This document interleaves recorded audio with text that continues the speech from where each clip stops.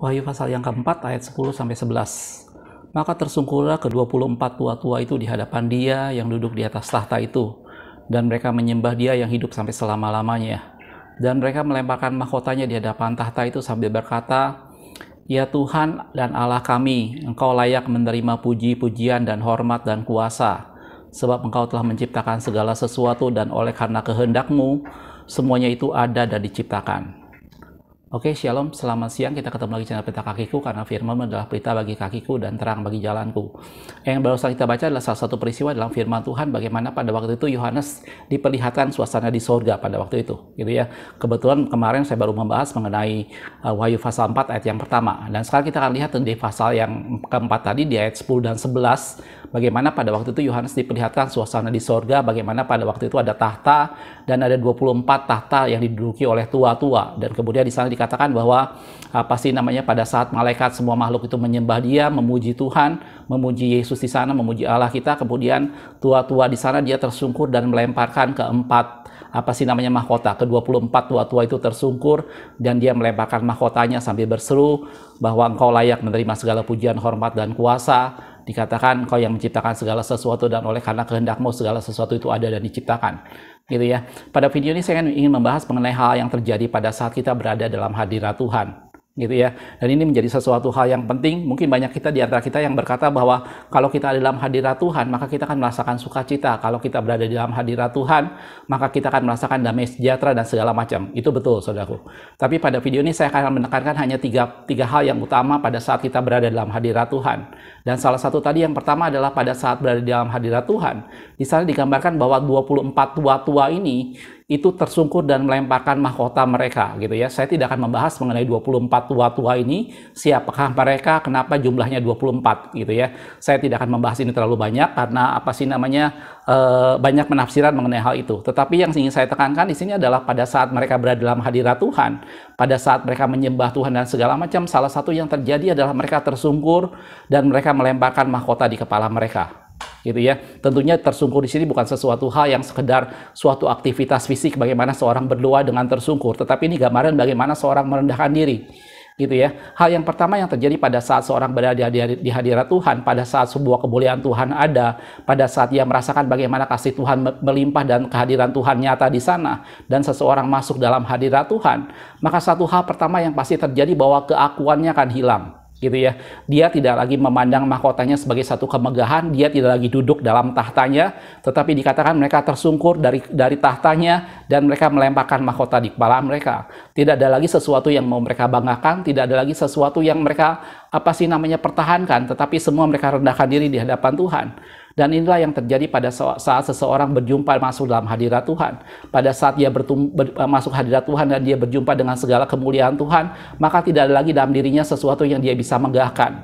Menjadi sesuatu di mana keakuannya hilang dan dia hanya menikmati kehadiran Tuhan, dan dia berada dalam satu kondisi bahwa Allah menjadi sesuatu hal yang luar biasa, di mana dia tidak lagi sesuatu yang mempertahankan keberadaan dirinya, gitu ya.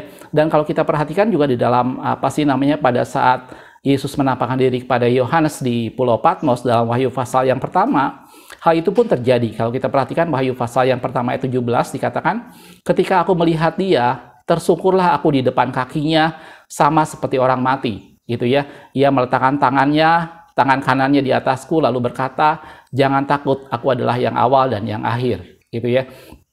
Keberadaan pada saat Yesus menampakkan diri kepada Yohanes membuat Yohanes tersungkur di sana. Dia dikatakan seperti orang mati. Tidak ada lagi sesuatu kekuatan di sana, tidak ada lagi sesuatu yang dia bisa megahkan di sana. Bahkan dia lemah lunglai, dan dikatakan dalam firman Tuhan dia tersungkur di sana.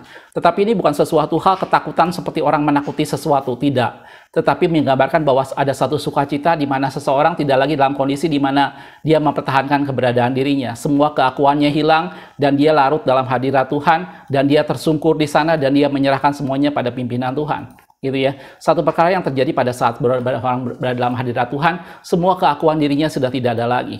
Dia merendahkan diri di hadapan Tuhan dan dia melihat betapa luar biasanya Tuhan. Dia akan mengalami betapa mulianya hadirat Tuhan yang membuat dia mungkin tidak tahan menghadapi itu semua, dan dia hanya bisa tersungkur, dan dia diliputi dengan suatu takut akan Tuhan pasti menghinggapi dia. Sekali lagi, tapi bukan suatu ketakutan yang membuat seorang seperti takut setan, bukan saudaraku, tetapi satu gambaran di mana orang mungkin tidak mampu lagi mengangkat kepalanya dan memandang kemuliaan Allah karena ada satu hadirat Tuhan yang kuat yang terjadi di sana.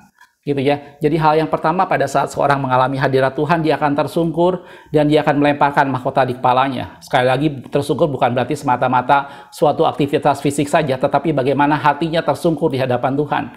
Bagaimana dia tidak lagi melihat bahwa dia sebagai satu pribadi yang dia bisa banggakan, semua keberadaannya hilang karena kemuliaan Allah menutupi semuanya. Gitu ya. Dan tadi kita lihat bagaimana Yohanes pun seperti itu, bahwa dikatakan aku fell down, aku tersungkur jatuh seperti orang mati. Gitu ya, tidak ada lagi kekuatan dalam dirinya karena hadirat Allah yang begitu kuat, gitu ya. Dan tangan kanannya menyentuh dia, dan dikatakan Tuhan memberikan pada dia kekuatan, jangan takut, aku yang awal dan yang akhir, gitu ya. Dan kalau kita lihat peristiwa yang lain pada saat Nabi Yehezkiel melihat kemuliaan Allah, kita akan lihat cerita yang lain dalam firman Tuhan.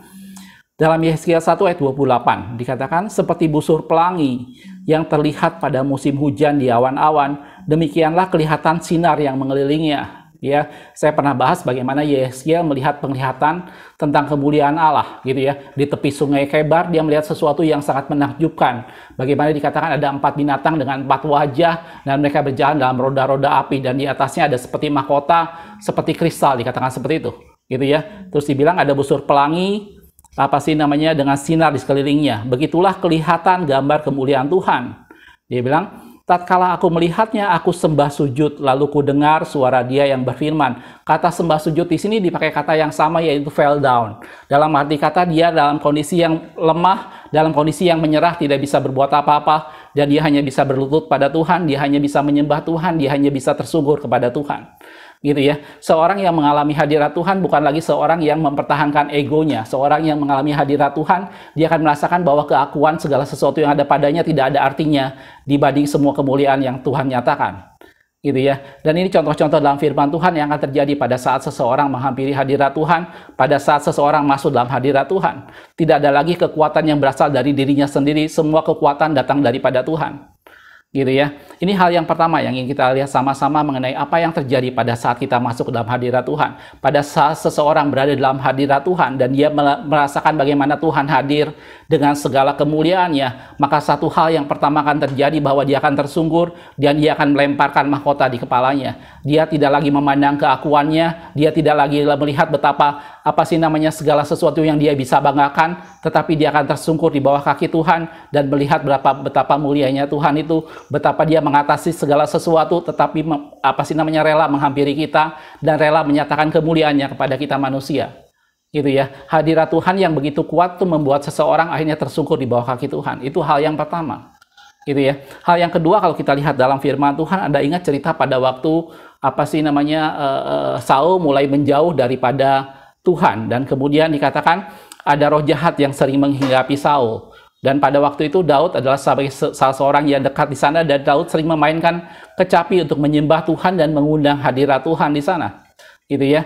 Kalau kita perhatikan dalam 1 Samuel 16 ayat 23. Dan setiap kali apabila roh yang daripada Allah itu hinggap pada Saul, kata roh yang daripada Allah, saya pernah jelaskan bahwa ini bukan berarti Allah yang mengutus, tetapi Allah membiarkan kalau ada roh jahat yang mengganggu Saul karena Saul sudah menjauh dari Tuhan. Gitu ya. Dibilang hingga pada Saul, maka Daud mengambil kecapi dan memainkannya. Gitu ya. Saul merasa lega dan nyaman, dan roh jahat itu undur daripadanya. Dan yang kedua yang terjadi apabila seorang masuk dalam hadirat Tuhan, maka segala sesuatu yang bukan berasal dari Tuhan itu akan mundur dan menjauh. Gitu ya. Segala sesuatu yang tidak sesuai dengan kehendak Tuhan dan kemuliaan Tuhan, dia akan mundur dan menjauh dari sana. Dan hadirat Tuhan membuat dosa tidak bisa ada di sana. Hadirat Tuhan membuat kuasa kegelapan tidak bisa bertahan di sana. Kalau ada orang berkata, bagaimana saya bisa mengampuni orang lain? Saya dalam kondisi marah, saya dalam kondisi sakit hati. Gitu ya. Bagaimana supaya saya bisa mampu mengampuni seseorang? Jawabannya gampang, saudaraku, masuk dalam hadirat Tuhan. temui Tuhan dalam hadiratnya, rasakan semua kasih dan kuasanya. Dan kalau itu datang dan itu melingkupi kita, maka kita tidak akan lagi merasakan sesuatu, karena kasih Allah yang memenuhi kita dan membuat segala sesuatu yang bukan dari Allah itu kan menjauh dan menyingkir. Dan akhirnya ada kasih yang menutupi diri kita dan membuat kita bisa memaafkan dan membuat kita merasa lega. Gitu ya. Cerita yang lain dalam firman Tuhan kalau kita perhatikan di dalam Esra. Esra pasal 9 ayat 15 dikatakan begini. Ya Tuhan Allah Israel, Engkau maha benar, sebab kami masih dibiarkan tinggal sebagai orang-orang yang terluput. Sekarang, seperti yang terjadi sekarang ini, lihatlah, kami menghadap hadirat-Mu dengan kesalahan kami. Bahwasanya dalam keadaan demikian, tidak mungkin orang tahan berdiri di hadapan-Mu. Jelas kata firman Tuhan bahwa pada saat seorang masuk hadirat Tuhan, dia tidak bisa datang kepada Tuhan dengan tetap mempertahankan kesalahannya. Dia tidak bisa datang kepada Tuhan dengan tetap melakukan segala sesuatu yang tidak benar. Gitu ya. Kuasa kegelapan akan undur di sana. Sesuatu yang tidak benar, dosa, kemarahan, kejengkelan, sakit hati, itu bisa digantikan semua pada saat seseorang berada dalam hadirat Tuhan. Pada saat seorang berada dalam hadirat Tuhan dan merasakan bagaimana mulianya Tuhan dan melihat bagaimana dengan penuh ajaibnya Tuhan, bahwa Dia mengatasi segala sesuatu, kemuliaan yang melebihi segala sesuatu, maka pengampunan itu akan datang dan menjadi sesuatu yang mengisi kekosongan hati seseorang. Gitu ya. Dan itu membuat segala sesuatu menjauh dari sana, karena segala sesuatu yang tidak sesuai dengan firman Tuhan, segala sesuatu yang tidak sesuai dengan Tuhan itu akan keluar dan menjauh dari sana. Pada saat terang itu datang, maka kegelapan akan menyingkir, kata firman Tuhan. Segala sesuatu yang gelap, segala sesuatu yang tidak benar itu akan menyingkir pada saat terang itu datang dan masuk dalam diri kita. Gitu ya. Dalam Matius 8 ayat 29, ini ada satu peristiwa bagaimana Yesus mengusir orang yang kerasukan setan. Dan lucunya, sebelum Yesus mengusir orang yang kerasukan setan, saudaraku, pada saat Yesus datang dan menghampiri, orang itu sudah terlebih dahulu, setan dalam diri orang itu sudah terlebih dahulu berteriak-teriak ketakutan. Gitu ya. Dalam Matius 8 ayat 29 dikatakan, dan mereka itu pun berteriak, katanya, apa urusanmu dengan kami, hai anak Allah? Adakah engkau kemari untuk menyiksa kami sebelum waktunya? Dan kita tahu bagaimana kemudian mereka meminta supaya mereka diusir dan berpindah kepada babi. Gitu ya. Dan itu semua menjadi gambaran bahwa pada saat hadirat Allah ada, pada saat Allah ada dengan segala hadiratnya, maka itu membuat seseorang tidak tahan dengan keberadaannya, membuat seseorang merendahkan diri di hadapan Tuhan, dan itu juga membuat segala sesuatu yang tidak benar akhirnya menyingkir dari sana. Anda ingat pada waktu tabut perjanjian, kemah pertemuan ditahbiskan dan kemudian kemuliaan Allah yaitu Shekinah Glory memenuhi tempat itu. Dalam firman Tuhan dikatakan mereka tidak tahan mengadakan kebaktian karena awan kemuliaan Allah yang memenuhi tempat kemah pertemuan itu. Itu gambaran bagaimana hadirat Allah yang melimpah yang menampakkan diri pada waktu itu. Dan itu membuat seseorang tidak tahan di sana, seperti tua-tua tadi berlutut dan melempar mahkota di kepalanya, dan seperti segala sesuatu menjauh pada saat ada hadirat Tuhan datang. Seperti halnya Daud menaikkan satu puji-pujian, dan kemudian roh jahat yang mengganggu Saul tadi akhirnya undur. Gitu ya. Dan Anda juga pasti ingat peristiwa dalam firman Tuhan pada saat tabut perjanjian ada di kuil Dagon. Bagaimana pada waktu itu patung Dagon di sana yang kemudian tidak tahan. Gitu ya. Kita lihat ayatnya di dalam 1 Samuel 5 ayat yang keempat. Tetapi ketika keesokan harinya mereka bangun pagi-pagi, tampaklah Dagon terjatuh dengan mukanya ke tanah di hadapan tabut Tuhan. Tetapi kepala Dagon dan kedua belah tangannya terpenggal dan terpelanting ke ambang pintu. Hanya badan Dagon itu saja yang masih tinggal. Ini udah peristiwa yang kedua. Peristiwa yang pertama hanya jatuh tersungkur, kemudian orang memberdirikan lagi patung itu. Dan peristiwa yang kedua tadi katakan dia tersungkur dan kemudian jatuh, kepalanya dan kedua tangannya terpelanting semua. Dan itu menjadi gambaran seperti itulah pada saat ada di dalam hadirat Tuhan. Mungkin kita berpikir bahwa tabut perjanjian ini berhasil dicuri, menjadi gambaran bahwa Allah meninggalkan tabut perjanjian. Tetapi terlepas dari apapun juga, kehadiran Allah membuat Dagon tadi tersungkur dan akhirnya mental semua, kepalanya terpenggal. Dan itu adalah gambaran pada saat berada dalam hadirat Tuhan. Gitu ya. Hal yang kedua yang terjadi pada saat ada hadirat Tuhan, maka hadirat Tuhan itu akan menyingkirkan segala sesuatu yang tidak benar. Itu seperti cahaya terang yang menyingkirkan semua bentuk kegelapan. gitu ya. Orang yang datang dengan kemarahan, orang yang datang dengan kekecewaan, orang yang datang dengan satu perasaan yang tidak enak pada saat dia datang ke dalam hadirat Tuhan dan dia mengalami segala sesuatu kelimpahan kemuliaan Tuhan, maka dia tidak akan tahan di sana dan akhirnya semuanya pengampunan itu datang, semua kelegaan itu datang dan itu yang akan menggantikan segala sesuatunya. Jelas, saudaraku. Jadi ini hal yang kedua yang terjadi pada saat seseorang berada di hadirat Tuhan. Hal yang pertama, pada saat seseorang berada dalam hadirat Tuhan, maka tidak ada lagi keakuannya dirinya. Gitu ya. Dia akan merendahkan diri di hadapan Tuhan dan dia akan tersungkur di sana karena kemuliaan yang terlalu indah, gitu ya. Dan membuat orang tersungkur di sana dan melemparkan mahkotanya. Hal yang kedua, pada saat seseorang berada dalam hadirat Tuhan, maka segala sesuatu yang tidak benar itu akan menyingkir dari sana. Dan itu akan digantikan dengan kemuliaan Allah, digantikan dengan kasih Tuhan, digantikan dengan terang yang terang benderang. Gitu ya. Dan hal yang ketiga, kata firman Tuhan, apabila seseorang berada dalam hadirat Tuhan, maka dari sana akan timbul pengajaran. Nah, ini yang menarik, saudaraku. Kita lihat satu ayat dalam firman Tuhan dalam Ulangan 31 ayat 11. Dikatakan seperti ini, apabila seluruh Israel datang menghadap hadirat Tuhan Allahmu di tempat yang akan dipilihnya, maka haruslah engkau membacakan hukum Taurat ini di depan seluruh orang Israel. Pada saat mereka menghadap hadirat Tuhan di tempat yang sudah dipilih Tuhan, bersamaan dengan itu di sanalah harus dibacakan hukum Taurat. Karena pada waktu ada seseorang dalam hadirat Tuhan, maka hadirat Tuhan itu kan memberikan pengajaran. Hadirat Tuhan itu kan memberikan pada satu orang pengertian tentang siapa itu Allah. Gitu ya. Hadirat Tuhan bukan sesuatu hal yang semata-mata menjadi sesuatu yang kita rasa-rasa begitu saja, tetapi hadirat Tuhan mendatangkan suatu pengertian tentang firman Tuhan. Hadirat Tuhan mendatangkan pengertian tentang suatu kebenaran yang Tuhan ungkapkan dalam firman Tuhan. Gitu ya. Hal yang ketiga tentang kehadiran Tuhan dalam hadiratnya, itu mendatangkan pengajaran. Kita lihat ayat yang lain dalam Yesaya 2 ayat yang ketiga, dikatakan seperti ini. Dan banyak suku bangsa akan pergi serta berkata, mari kita naik ke gunung Tuhan, ke rumah Allah Yakub, supaya ia mengajar kita tentang jalan-jalannya. Dia bilang, naik ke gunung Tuhan, ke rumah Allah Yakub. Supaya apa? Supaya di sana ia mengajar kita tentang jalan-jalannya. Dan supaya kita berjalan menempuhnya. Lanjutannya, sebab dari Sion, dari gunung Tuhan, dari tempat Allah berdiam, di tempat di mana ada hadirat Tuhan, dikatakan dari Sion akan keluar pengajaran dan firman Tuhan dari Yerusalem.